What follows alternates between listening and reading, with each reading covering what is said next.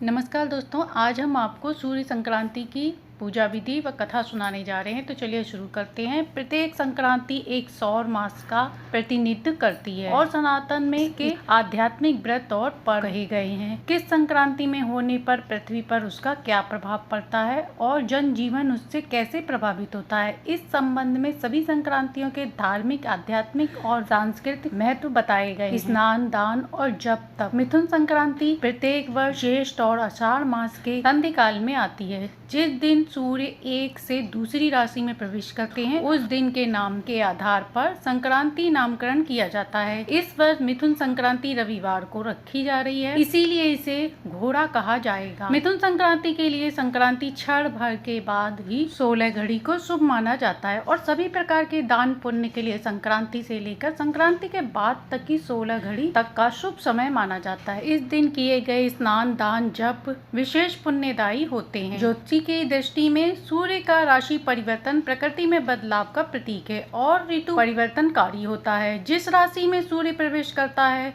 उस राशि और संबंधित ग्रहों के प्रभाव में परिवर्तन होता है। सूर्य संक्रांति इस परिवर्तनों के जरिए नवीन और शुभता का संचार करती है। इस समय सूर्य उपासना विशेष फलदायी मानी गई है। मिथुन संक्रांति के दिन सूर्य देव की उपासना विशेष फलदायी है। इस दिन गायत्री मंत्र का जप करना, आदित्य हृदय स्तोत्र का पाठ करना या किसी मंत्र का भी जाप करने से मानसिक, शारीरिक और आध्यात्मिक शक्ति मिलती है। साथ ही रोगों से मुक्ति मिलती है और बुद्धि भी तेज होती है। इस दिन पुण्य काल में गंगा स्नान करने से सभी पाप नष्ट होते हैं। यदि गंगा स्नान करना संभव ना हो तो अन्य नदियों से स्नान करने से भी मनुष्य निर्मल होता है। इस पर्व पर सूर्योदय से पूर्व उठकर स्नान आदि से निवृत्त होकर जप तप करना चाहिए और संकल्प लेना चाहिए कि आप धर्म के पथ पर चलेंगे और परिवेश को शुद्ध रखेंगे, जिससे चेतना जागृत होगी और बिगड़े काम बनेंगे। यह एक रज पर्व है। भारत के उत्तरी और पूर्वी राज्यों में इन दिनों रज पर्व के रूप में इसे मनाया जाता है। असम के गुवाहाटी स्थित में सनातन के प्रथम शक्तिपीठ कामाख्या मंदिर में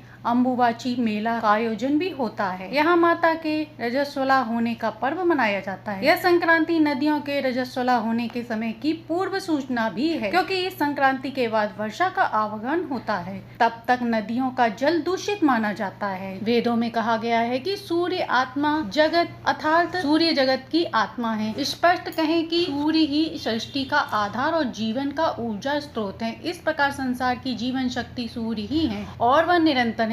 शास्त्रों और आधुनिक खगोलियों ने सूर्य की आयु प्राय 5 अरब वर्ष है। सूर्य आकाश मंडल में अपने पथ की परिक्रमा करते हैं और गुरुत्वाकर्षण में आने वाले सभी ग्रह सूर्य की परिक्रमा करते हैं, जबकि चंद्रमा पृथ्वी की परिक्रमा करता है और पृथ्वी की ओर परिक्रमा में निरंतर है। ब्रह्मांड पर शोध करने वाले ऋषियों ने ग्रह नक्षत्रों पर गहन शोध किया और जाना कि सूर्य एक वर्ष में 12 राशियों में संक्रमण करते हैं। इस संक्रमण को ही संक्रांति कहा गया है। आइए अब इसकी कथा सुनते हैं। प्राचीन काल की बात है, जब पृथ्वी पर अधर्म बढ़ने लगा और राक्षसी शक्तियां दिन ब दिन मजबूत होती जा रही थी, तब देवता अत्यंत चिंतित हुए। इस राक्षसों के कारण यज्ञ, तप और धर्म कार्यों में विघ्न पड़ने लगे। तब सभी देवता भगवान विष्णु के पास पहुंचे और निवेदन करने लगे कि हे प्रभु, अधर्म बढ़ रहा है और पृथ्वी का संतुलन बिगड़ रहा है। इसका समाधान केवल आपके द्वारा ही संभव है। भगवान विष्णु ने मुस्कुराकर कहा, जब समय उचित होगा मैं स्वयं पृथ्वी पर अवतार लेकर धर्म की पुनः स्थापना करूंगा, लेकिन अभी एक और शक्ति की आवश्यकता है, प्रकृति के तेज को जागृत करने की, और इसके लिए आवश्यकता है सूर्य देव का सहयोग। उसी समय देवताओं की याचना पर सूर्य देव ने वृषभ राशि से मिथुन राशि में प्रवेश किया। जैसे ही सूर्य देव मिथुन राशि में आए, वैसे ही चारों ओर दिशाओं में तेज फैल गया। प्रकृति मुस्कुरा उठी, ऋतुएं संतुलित हो गयी और आध्यात्मिक ऊर्जा का प्रवाह तेज हो गया। यह दिन था मिथुन संक्रांति का। पौराणिक मान्यताओं के अनुसार इस दिन दक्षिणायन का प्रारंभ होता है और दक्षिणायन वह काल है जब देवता अपने विश्राम में चले जाते हैं और मनुष्य को स्वयं अपनी साधना द्वारा आगे बढ़ने का अवसर मिलता है। इसलिए यह दिन विशेष रूप से आत्मनिर्भरता और आध्यात्मिक बल का प्रतीक माना गया है। एक और अन्य कथा के अनुसार एक राजा था जिसका नाम सूर्य केतु था। वह सूर्य भगवान का परम भक्त था। हर संक्रांति पर उपवास रखता, व्रत करता, सूर्य देव को जल अर्पण करता और जरूरतमंद को दान करता। जब मिथुन संक्रांति आई तो उसने एक विशेष यज्ञ कराया, जिसमें ब्राह्मणों को दक्षिणा, गोदान और अन्न का वितरण किया। इस सेवा से प्रसन्न होकर सूर्य देव ने उसे वरदान दिया कि हे राजन, जो भी इस दिन स्नान दान सूर्य उपासना करेगा उसे पापों से मुक्ति मिलेगी और उसके जीवन में तेज, आरोग्यता और वैभव बना रहेगा। तभी से यह परंपरा चली आ रही है कि मिथुन संक्रांति पर सूर्य देव को अर्घ देना, व्रत रखना और सेवा करना अत्यंत पुण्यकारी माना गया है। आइए अब सुनते हैं संक्रांति देवी की कहानी। बहुत कम ही लोग जानते हैं कि मकर संक्रांति एक देवी का भी स्वरूप है। देवी ने संसार के कल्याण के लिए ही यह रूप प्रकट किया था और संक्रांति देवी भी उन्हीं में से एक हैं। इनको माता पार्वती का ही स्वरूप माना गया है। संक्रांति देवी को लेकर दक्षिण भारत में अधिक मान्यता प्रचलित है। हर महीने पड़ने वाली संक्रांति देवी का ही स्वरूप है, पर यह कुछ ही जगह माना गया है क्योंकि ग्रंथ आदि में उनकी कथा की पुष्टि नहीं है, पर देवी के सहज नामों में से संक्रांति देवी का नाम आता है। पौराणिक मान्यता के अनुसार संकरासुर और की संकरासुर नाम के राक्षस का देवी संक्रांति ने वध किया था, इसलिए संक्रांति देवी को दो स्वरूपों में देखा जाता है, जिनका वाहन मगरमच्छ है जिसे मकर संक्रांति कहते हैं और इसके साथ ही उन्हें अश्व और हाथी पर भी सवार देखा जाता है। महाराष्ट्र में मकर संक्रांति देवी संकरासुर मर्दिनी का त्योहार माना जाता है और इस दिन देवी के पूजन का महत्व भी माना गया है। आइए जानते हैं देवी के अवतार की कथा। संकरासुर और किंकरासुर नाम के दो असुर थे जो बहुत ही दुष्ट थे और मनुष्यों का भक्षण करते थे। संकरासुर को वरुण देवता यानी जल के देवता से वरदान मिला था कि कोई भी उसे पानी में या पानी के भीतर नहीं मार सकता। साथ ही किंकरासुर को सूर्य की किरणों को रोकने की शक्ति भी थी। जिस समय ठंड का मौसम था, दोनों असुरों ने तारकासुर का बदला लेने के लिए जल में कार्तिकेय भगवान का लालन पालन करने वाले कृतिकाओं को मारने की कोशिश की। कृतिकाओं ने माँ पार्वती से अपनी जीवन रक्षा की माता ने असुरों से लड़ने के लिए और कृतिकाओं को बचाने का फैसला। तभी देवी पार्वती के शरीर से एक शक्ति उत्पन्न हुई जो मगर में बैठी हुई थी। दोनों असुरों को मारने के लिए पार्वती माता ने संक्रांति देवी का अवतार लिया और शंकरासुर से लड़ने लगी। शंकरासुर को मगरमच्छ ने अपने मुख में रख के पानी से बाहर निकाल दिया। इस प्रकार देवी ने दोनों दानवों का युद्ध में अंत किया। संक्रांति के अगले दिन को कारी दिन या किंक्रांति भी कहा जाता है। इस दिन देवी ने किंकरासुर नामक राक्षस का वध किया था। माना जाता है कि इसलिए इस दिन की पूजा का विधान है। ऋषि पत्नियों ने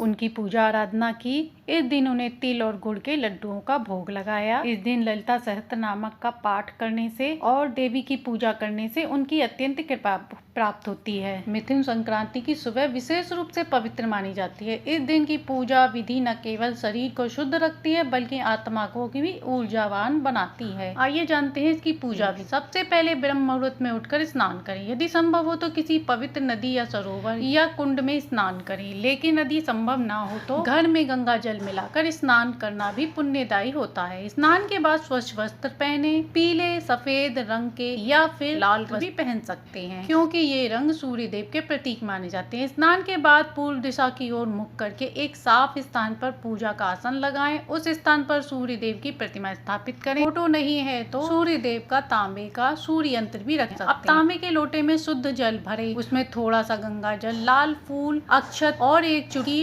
रोली या कुमकुम मिलाएं। यह अर्घ तैयार हो गया है। इसमें थोड़ा सा मीठा भी मिला लें। गुड़ या चीनी भी डाल सकते हैं। अब सूर्य देव को ध्यान पूर्वक नमस्कार करें और निम्न मंत्रों का जाप करें। उन्हें अर्घ अर्पण करें और यह मंत्र बोलें, ओम गृहिणी सूर्याय नमः या ओम आदित्याय नमः। जल को धीरे धीरे अर्घ देते समय सूर्य देव को अर्पण करें और धन्यवाद दें उनके प्रकाश और जीवन दायिनी किरणों के लिए। इसके बाद दीप जलाकर सूर्य देव के समक्ष गुड़, लाल फूल, गेहूं, जल और मिश्री का भोग अर्पण करें। पूजा में रोली, चंदन और फूलों से ही उनका पूजन। सूर्य स्तुति में आदित्य हृदय स्तोत्र का पाठ करें। सूर्य अष्टक का पाठ भी कर सकते हैं। यदि समय हो तो गायत्री मंत्र का 108 बार जाप करें। यह अत्यंत फलदायी होता है। अब इस दिन का एक महत्वपूर्ण हिस्सा दान है। संक्रांति पर दान का अत्यंत महत्व माना गया है। दान में आप तांबे के बर्तन, गुड़, गेहूं, लाल वस्त्र, छाता, चप्पल, पानी का घड़ा और दक्षिणा ब्राह्मण या जरूरतमंद को दान कर सकते हैं। यदि किसी वृद्ध या जरूरतमंद व्यक्ति को भोजन करवा सके तो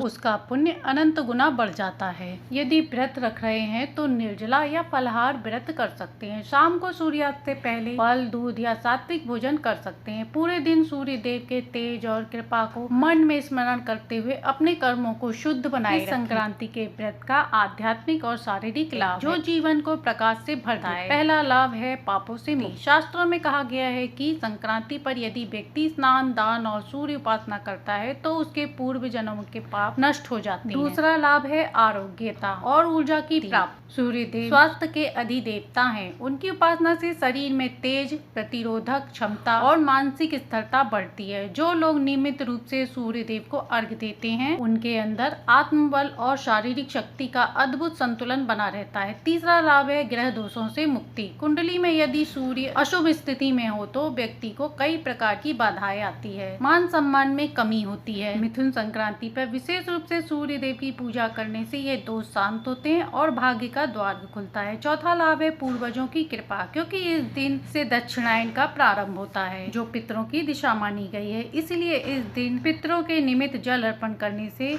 उनकी आत्मा को शांति मिलती है और वह प्रसन्न होते हैं। इसी के साथ वह व्यक्ति को जीवन में आशीर्वाद देते हैं। पांचवा लाभ है संतान सुख और गृह शांति। जिन लोगों को संतान प्राप्ति में बाधा है या पारिवारिक कलह है उनके लिए भी यह दिन अत्यंत शुभकारी माना गया है। तो ये थी मिथुन संक्रांति की पूजा विधि व कथा। आशा है कि आपको ये कथा और कहानी दोनों ही पसंद आई होगी। कथा, कहानी और पूजा विधि पसंद आई हो तो लाइक, शेयर, सब्सक्राइब करें।